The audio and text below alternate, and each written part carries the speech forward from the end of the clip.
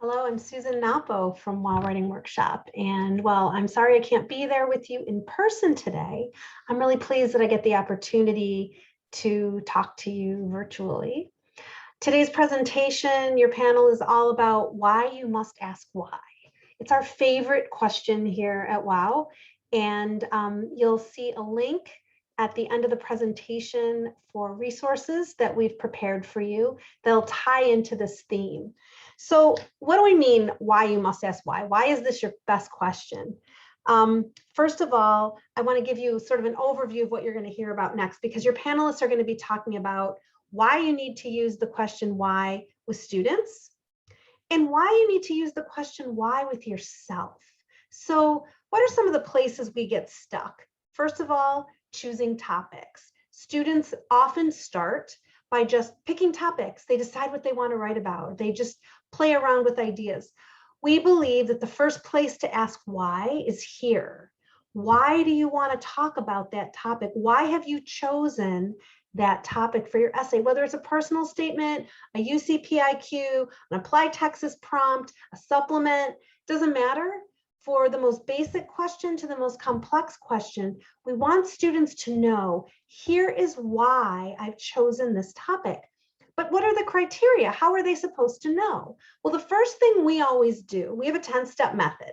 The first thing we always do, step one, is understand the prompt. How can you answer a question if you don't understand it? So one of the things I've given you in your resource packet and I want to talk about now is, how do you get there? How do you help a student understand the prompt? You start by parsing the prompt yourself. Take it apart. Look at it carefully. Think about what the question really means. So, for example, if the Common App, for example, one of the prompts asks for 4 different types of information, you can show your students, this is basic, this is more complex. You can pick, you can choose, there's no right answer. You're helping them understand that there are a lot of different things that can be okay, even in the same prompt. If a question asks, why do you want to come to our college? And it's just basic as that. They can think about all sorts of things, but you can give them categories of things to look for. And I'm not just saying giving them a research list. What I mean is helping them understand the question in context. Why would they ask you this? What do they already know about you? And what else do you want them to know? Often, especially in a personal statement, the what do you want them to know about you is really more about characteristics than accomplishments. So colleges and universities are very good at collecting data. Applications are very full of all kinds of data, right? So we're teaching students to think about, what characteristics would I like to share? And how can I share those through storytelling and through answering these prompts? Then what we do to also help them answer the question, why did you choose this topic? We ask them to come to us with some preliminary ideas. For us, that's step 2, brainstorm ideas. Now, the ideas they come to us with often are very basic. They're cliched. They happened when they were in middle school.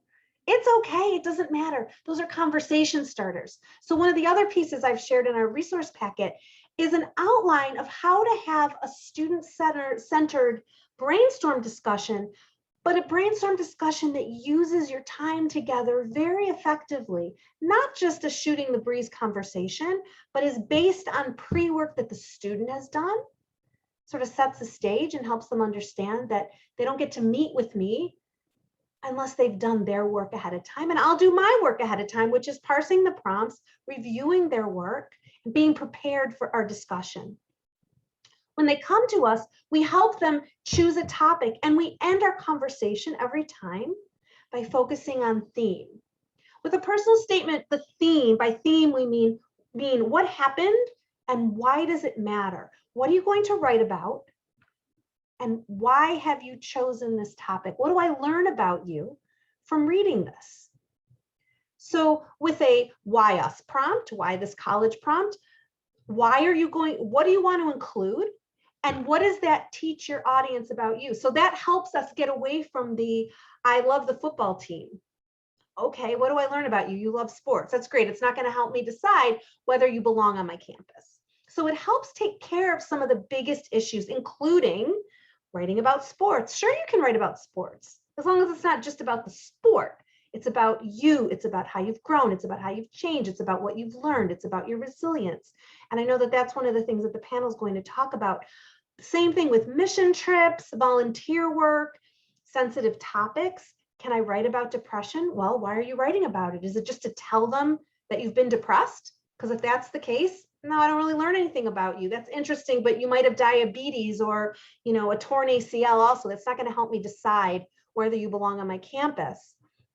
But if I'm reading about how you made a video to help erase the stigma of depression, or how you dug deep and used your resources to come out of a depression that might have knocked you down another time, oh, that's interesting. So using why have you chosen this topic? We also use the question why when it comes to essay reviews. And this is more for those of you who are school counselors, independent counselors. When we get into essay reviews, people always ask us, how many drafts? How do you know when you're done? And here's what we say. The essay is done when you know that the student has shown reflection, whatever's appropriate for the prompt, has improved in a notable way. It doesn't have to be dramatic. They don't have to have blown the roof off in the essay. And when you feel that they have demonstrated that they've gone to pretty much the limit of their willingness and ability. So throughout the coaching process, we're not just paying attention to the essay, paying attention to the student. We're really, really paying attention. Do they meet deadlines? Are they interested in feedback? How capable are they as writers? And we use those as our criteria to determine whether they're done, which means I can't show you a sample essay of I can't show you a sample of a good enough essay or a finished essay in general, because it depends on the student. And actually, contrary to popular belief, it doesn't always depend on the school. I want my students to do, I want them to do their excellent work, regardless of where they're applying, because this can be used for many different purposes. Yes, if they're applying to a school that doesn't really pay that much attention to essays, then I'm not going to push them too hard. But if they're applying to Harvard and they're not Harvard writers, if it seems like, oh, well, maybe an essay for this school should be stronger, I'm not going to push them too hard, because the answer to the question, why am I doing it?